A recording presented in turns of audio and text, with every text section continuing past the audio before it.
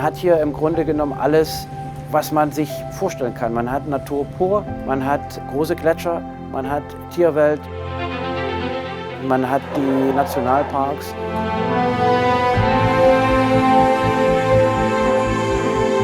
Eigentlich genau das, was man vielleicht zum Ausspannen braucht und das, was wir zu Hause halt eben nicht mehr haben.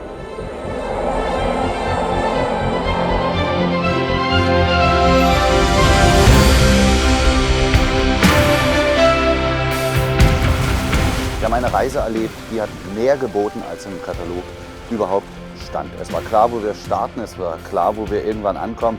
Aber die vielen Gelegenheiten während der Reise, die sich geboten haben, seien es spontane Zodiac Cruises oder auch Anlandungen, die vorab noch kein Schiff der Flotte getätigt hat, all das hat zu einem einzigartigen Expeditionsgefühl beigetragen.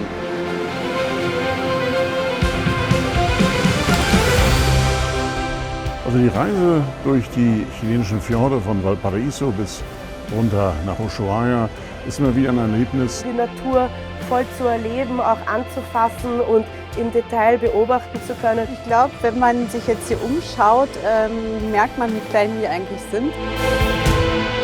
Die chilenischen Fjorde sind spannend, weil einmal hier wenig Schiffe unterwegs sind, wenig Tourismus ist und man hier noch Möglichkeiten hat, wirklich Sachen zu entdecken. Das ist ja Wahnsinn.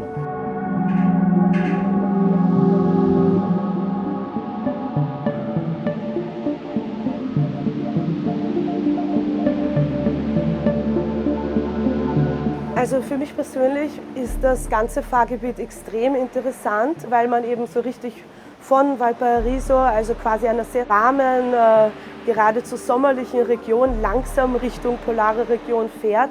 Das ist geradezu wie wenn man eben einen hohen Berg ersteigt, vom Tal aus. Man hat nicht so diesen direkten Einstieg, man gewöhnt sich langsam an das Fahrgebiet.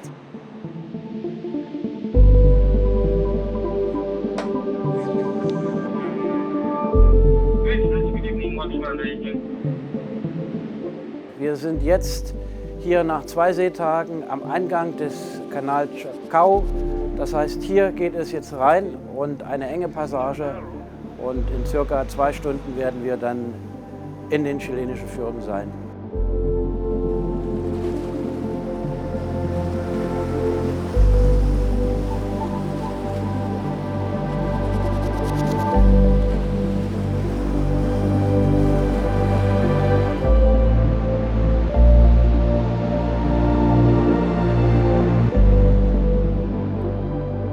Puerto Montt, erstmal ein Hafen noch für uns, noch nicht so richtig Expedition, sondern so ein Zwischenschritt zwischen Kreuzfahrt und Expedition.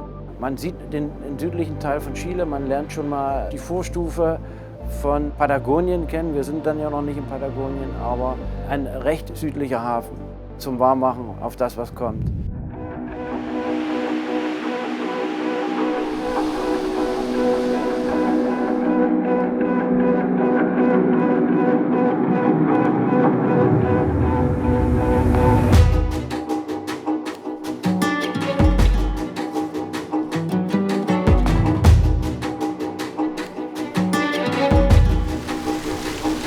Das ist schon eine einmalige Landschaft, weil die Vielfältigkeit, eben die unterschiedlichen Witterungsbedingungen, das unterschiedliche Licht, was wir haben, je nachdem, wo wir sind, je nachdem, wie das Wetter sich verhält, das ist schon etwas, was hier einzigartig ist.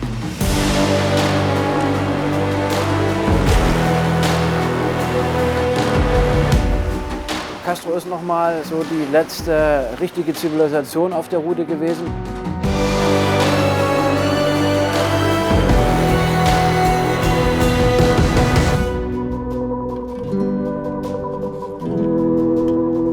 Und dann beginnt eigentlich der Expeditionsteil der Reise, das, was den Namen der Reise ausmacht.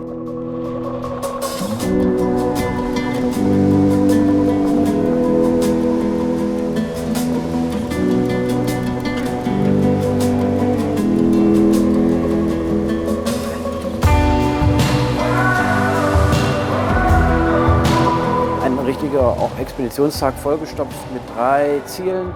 Wir sind erst am Wrack gewesen, der Kapitan Leonidas. Dann sind wir weitergefahren durch die English Narrows, waren in Puerto Eden. Das ist ein kleines Fischerdorf.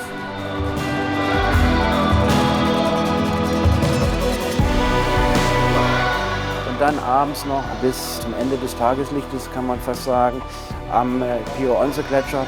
Ja, das war für die Gäste, glaube ich, ziemlich viel Programm, aber auch beeindruckend.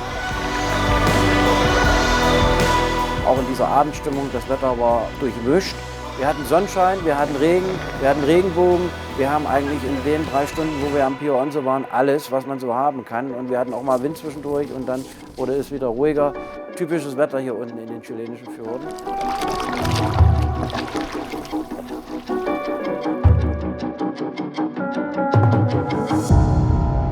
Vor ca. 1 Million Jahren war ganz Patagonien, große Teile von Argentinien und Chile komplett mit Eis bedeckt. Und genau dieses Fahrgebiet, das wir durchfahren, diese chilenischen Fjorde, all diese Kanäle und Ärmel, die wurden von großen Gletschern ausgefräst. Und dadurch erkennt man die Spuren so deutlich.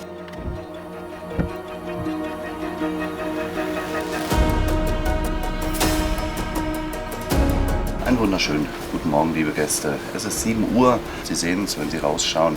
Der Wind frischt immer auf, teils über 40 Knoten. Und da muss man genau schauen, dass wir auch entsprechend hier einen Liegeplatz haben, wo wir Sie vernünftig ausbooten können. Jetzt jedenfalls geht erstmal das erste Boot zu Wasser.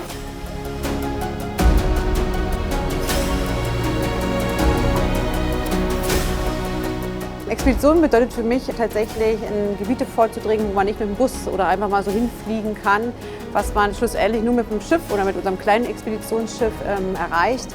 Jetzt bin ich 20 Jahre dabei. Angefangen habe ich auch mal ganz jung und 2006 und wollte einfach nur mal ganz kurz mal reinschnuppern, wie es immer so ist. Und dann hat mich die Expedition gepackt, die Abenteuerlust. Ich war als Kind schon immer sehr abenteuerlustig. Und ja, dieser Job verbindet es einfach. Ja? Also ich hab die Gäste Kontakt. Man hat hier ein großes, tolles Team, in dem man zusammenarbeitet. Aber schlussendlich natürlich gibt es immer wieder Gebiete, die wir noch nicht kennen. Die erschließen wir dann immer. Nicht immer passiert natürlich der Plan A, man muss wieder auf Plan B umgreifen. Und das ist das, was es für mich ausmacht.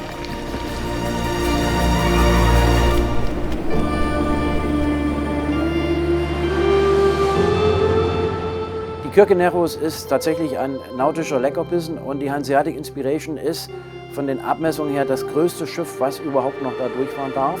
Man muss gutes Wetter haben, recht wenig Wind und man muss zu Stauwasserzeiten kommen, Hoch- oder Niedrigwasser, wenn keine Strömung ist. Das kann man im Vorfeld so ein bisschen berechnen, aber die Stauwasserzeit ist auch ein bisschen abhängig von den Wetterbedingungen, also von Wind. Und es kann sein, dass sich die vorberechneten Zeiten etwas verschieben. Deshalb haben wir immer im Vorfeld ein Zodiac zu den Kirkenerus hingeschickt.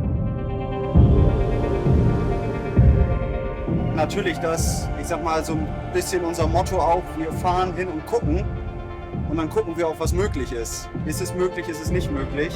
Das ist die Expedition.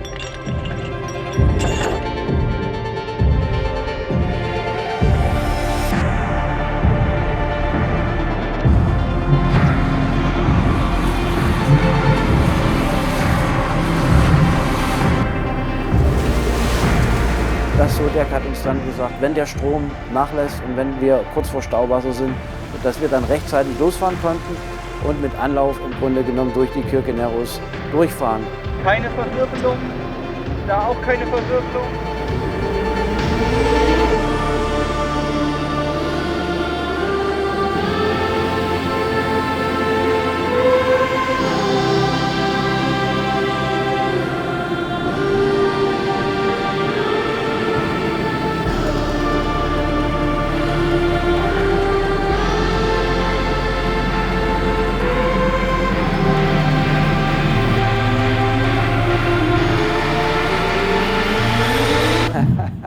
Ja, das persönliche Highlight sind natürlich die Seeelefanten, logisch.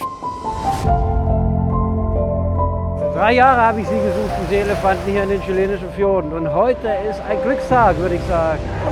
Unglaublich, wir haben sie gefunden und ich bin so happy, dass wir das heute auch unseren Gästen zeigen können. Unabhängig von der wirklich beeindruckenden Natur, die wir hier erleben, ist diese Landschaft gerade hier in diesem Teil voll von Geschichte. Wir fahren durch den Beagle-Kanal. Dort haben die Yaganes, die Jamanas, eine ethnische Gruppe der Feuerland-Indianer gelebt, bis vor ungefähr 120 Jahren. Und rechts und links von uns waren die Siedlungsgebiete, die mit ihren Kanus hier gelebt haben, in Einklang mit der Natur. Wenn man das im Kopf hat und wenn man sich daran erinnert, dass der Beagle-Kanal nach Fitzroys Schiff benannt wurde. Dann sind das eben eine Reihe von historischen Meilensteinen, eine Reihe von historischen Punkten, die sehr bemerkenswert sind. Und es gibt unzählige davon. Wir könnten noch sehr, sehr lange darüber reden, welche historischen Ereignisse hier stattgefunden haben und nach wem diese einzelnen Landschaften auch benannt worden sind. Ich wünsche mir einfach, dass die Gäste das mitnehmen. Wir haben hier viele Experten, die natürlich auch über den Klimawandel sprechen, die natürlich viel Informationen geben. Und dass man einfach so ein bisschen reflektiert, wie sich auch vielleicht so ein bisschen die Welt oder diese Gebiete verändern und dass man einfach vielleicht zu Hause schaut, was könnte man auch verändern, ja? Was kann man Gutes tun für diese Gegend. Ja? Das eine ist natürlich 4:3 durch die Kamera zu schauen und die Gegend sich zu erschließen. Aber ich finde, viel wichtiger ist es, mit den eigenen Augen zu schauen, zu hören, zu riechen und die Gesamtszenerie aufzunehmen. Denn das sind die Erinnerungen, die bleiben. Bilder kann man auch mal löschen, Gedanken eher schwieriger.